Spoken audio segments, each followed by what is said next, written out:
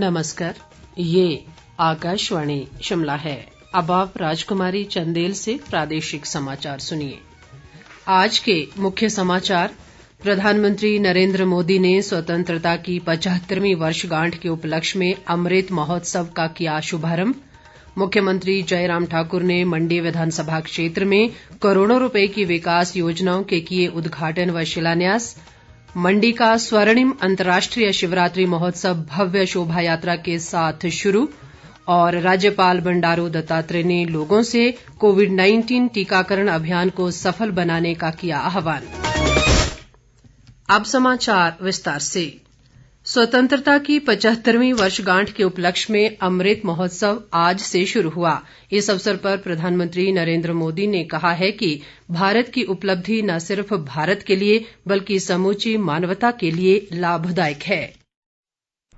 इतिहास साक्षी है कि किसी राष्ट्र का गौरव तभी जागृत रहता है जब वो अपने स्वाभिमान और बलिदान की परंपराओं को अगली पीढ़ी को भी सिखाता है, संस्कारित करता है, उन्हें इसके लिए निरंतर प्रेरित करता है। किसी राष्ट्र का भविष्य तभी उज्जवल होता है जब वो अपने अतीत के अनुभवों और विरासत के गर्व से पल पल जुड़ा रहता है।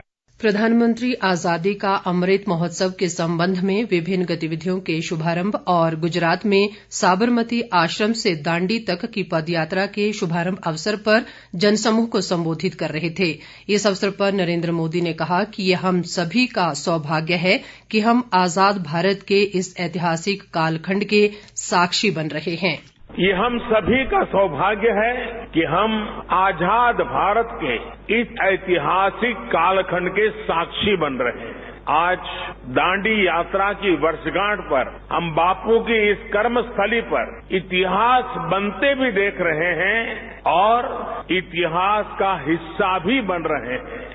प्रधानमंत्री ने कहा कि देश की स्वतंत्रता की 75वीं वर्षगांठ का मतलब 75 विचार, 75 उपलब्धियां और 75 कार्यों तथा संकल्पों से है जो हमें स्वतंत्र भारत के सपनों को साकार करने के लिए आगे बढ़ने की प्रेरणा देंगे।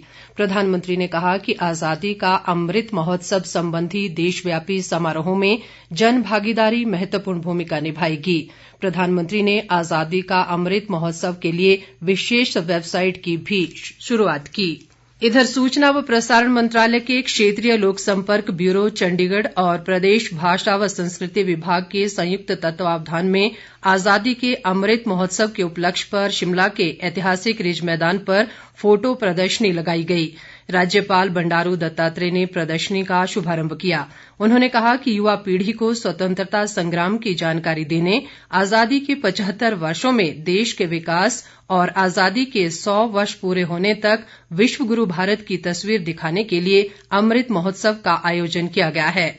राज्यपाल ने रिज मैदान पर राष्ट्रपिता महात्मा गांधी की प्रतिमा पर पुष्पांजलि भी अर्पित की। इस अवसर पर शहरी विकास मंत्री सुरेश भारद्वाज और नगर निगम शिमला की महापौर सत्या कौंडल भी मौजूद रहीं।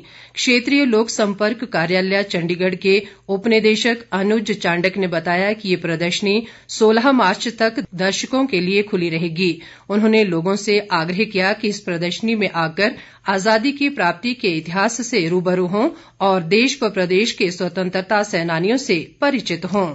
मुख्यमंत्री जयराम ठाकुर ने आज मंडी विधानसभा क्षेत्र में 17 करोड़ 43 लाख रुपए की विभिन्न विकासात्मक परियोजनाओं के उद्घाटन व शिलान्यास किए।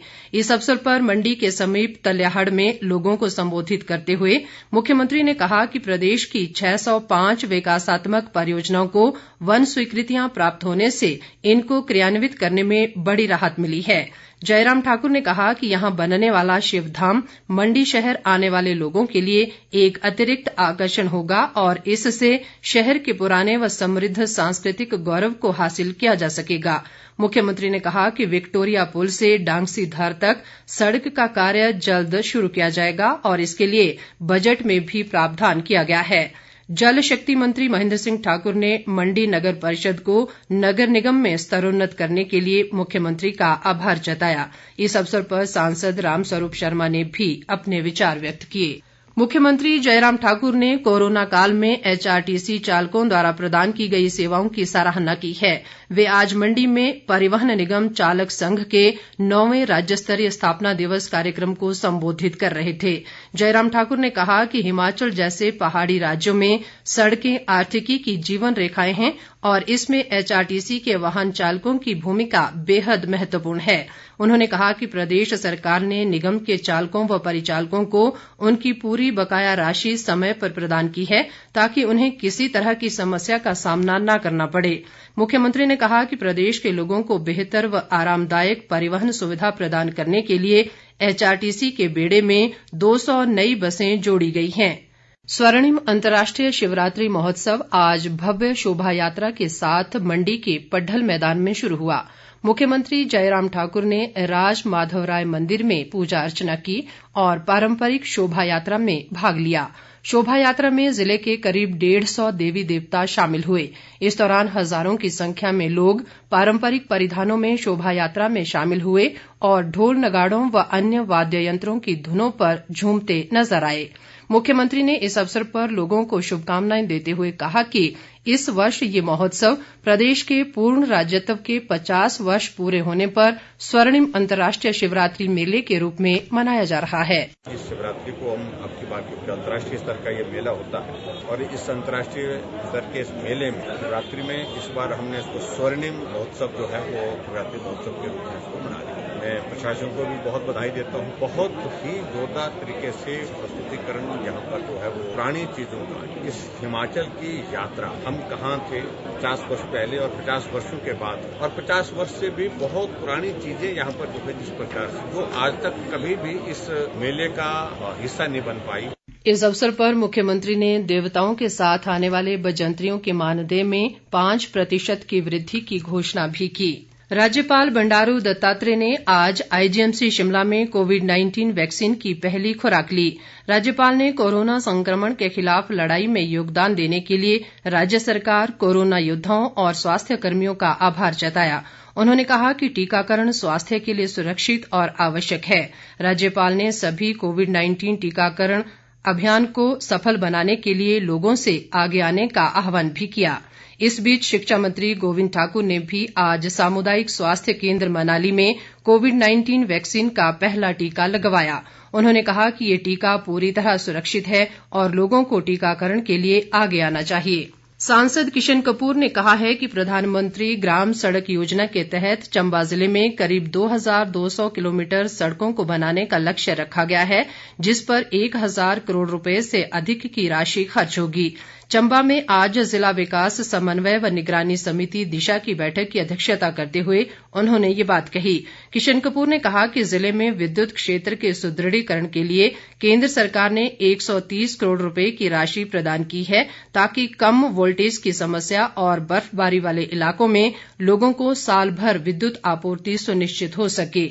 उन्होंने कहा कि चंबा जिला को पर्यटन गंतव्य के रूप में विकसित करने के लिए केंद्र व राज्य सरकार प्रयासरत है।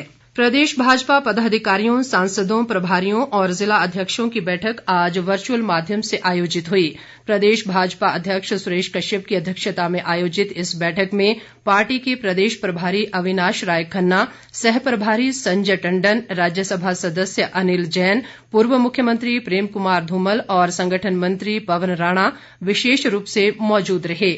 इस अवसर पर सुरेश कश्यप ने कहा कि भाजपा ने जिस तरह से कोविड संकट काल में सेवा कार्य किए हैं, उसी तरह से टीकाकरण अभियान में भी पार्टी एकजुटता से कार्य करेगी।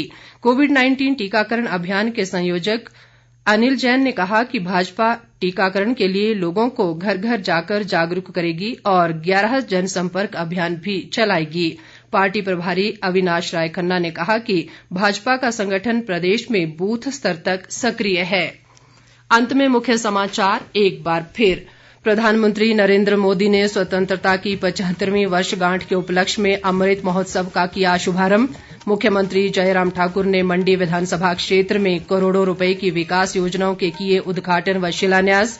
मंडी का स्वर्णिम अंतर्राष्ट्रीय शिवरात्रि महोत्सव भव्य शोभा यात्रा के साथ शुरू और राज्यपाल बंडारू दत्तात्रेय ने लोगों से कोविड-19 टीकाकरण अभियान को सफल बनाने का किया आह्वान। इसके साथ ही ये समाचार बुलेटिन समाप्त हुआ। नमस्कार।